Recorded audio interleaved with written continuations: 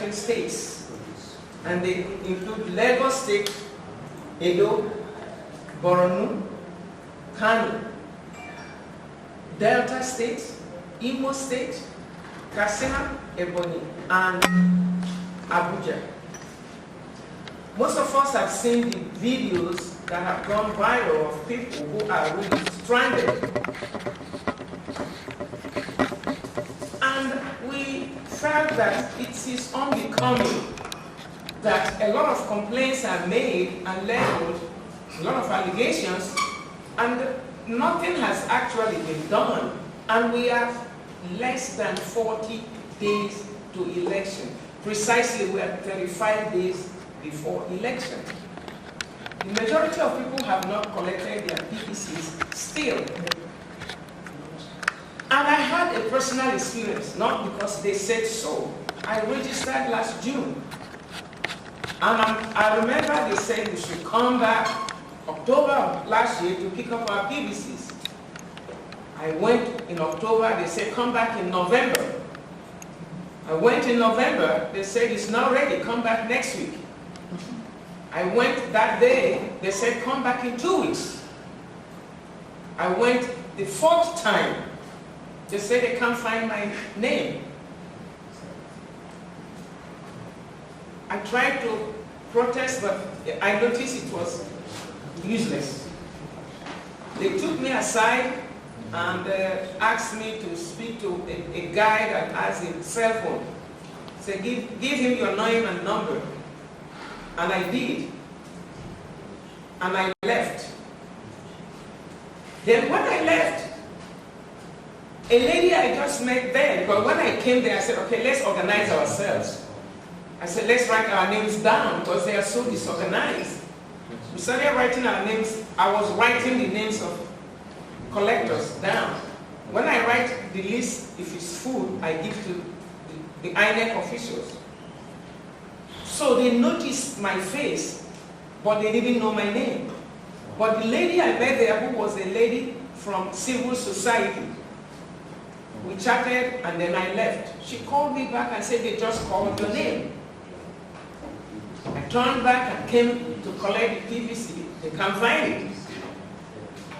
Those ladies I helped writing their names said, I saw it, it's your face. I saw the face, but I didn't know the name they called. So now we have 2 groups. One group said, we heard your name. The other said, we saw your face. I went to the lady. She was very snobbish. She was disdainful. She's, just with a way to say, we didn't see it, so go home. I went to the man. I was talking to him and he was just passing by. Then I touched his shirt. I said, excuse me, do I look like a goat? That got his attention. So he came back. I said, okay, what do you want? I said, you guys called my name. Where is my PVC? He said, go tell them to search for it. I said, they have searched everything and everywhere. They couldn't find it. PVC. Somebody said he saw. He said, well, maybe it's not. I said, no. This time around, I'm not going to let you guys go. I need my PVC. So as I was talking, she said, okay, what's your name? I said, Stella Ford.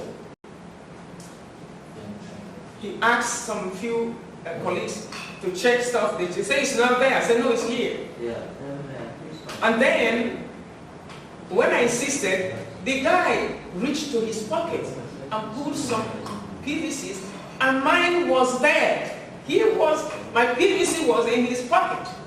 In his from what? Yeah, in his pocket. He pulled it out. He said, well, we've been calling you since Wednesday. I said, that's not the point. You guys told me to come on a Friday. So if you choose to call me from Wednesday, how would I have known you'd be calling me? I said, can I have the damn thing? He said, no, you have to sign. I had to sign and collect the PVC. So the complaints are real. The people are real.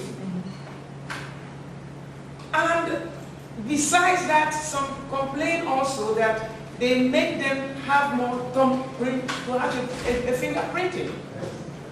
Why would you ask people to thumbprint again? after they have comprinted, it doesn't make sense. Others would take the pictures of your card. They say, don't go here. And because they will hold it, like in my case, the guy held it until I signed. So even if I had protested, I would have ended with no PVC. So you see how it's easy to make people to comply against their will. So I had to comply, then sign, and then they gave me the PVC. The same thing with those that we make to surrender. They don't even give you the PVC. They take a picture first before they give it to you. This is, I don't think it's legal. And we realize that when you go to pick up your PVC, you come so early. This is an anomaly because the participants come before the workers.